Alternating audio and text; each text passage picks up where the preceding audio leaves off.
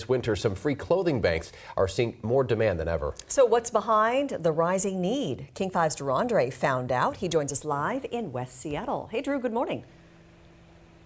Well, good morning, Mimi. So it's not unusual for as many as 600 items of clothing to come off the shelves here at Clothesline on any given day. Now, there's no doubt that rising cost of living, inflation are definitely playing a factor in the amount of people that are relying on these free services. But another major factor is because prices at thrift stores are going up.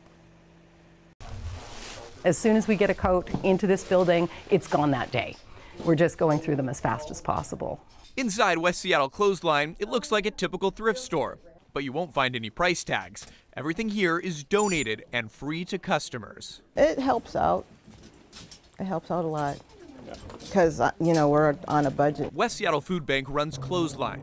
Post-pandemic, plenty of people have struggled to keep up with rent and turned to assistance. Their food bank serves 65% more shoppers than pre-pandemic times. Turns out that's nothing compared to the clothing bank, which gives away 10 times the amount of clothing than it did 5 years ago, according to Development Director Robin Peterson. Where something has to go in their budget. And clothing is one of those things that they just cannot afford even to buy at thrift stores anymore, let alone going retail. Prices are up at thrift stores like Goodwill.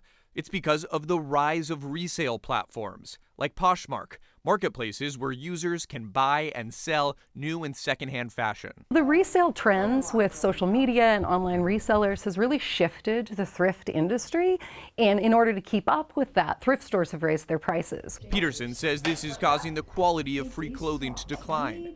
The resellers are taking out a chunk of the desirable secondhand clothing, so filling Clothesline's offices with donations has become more important than ever.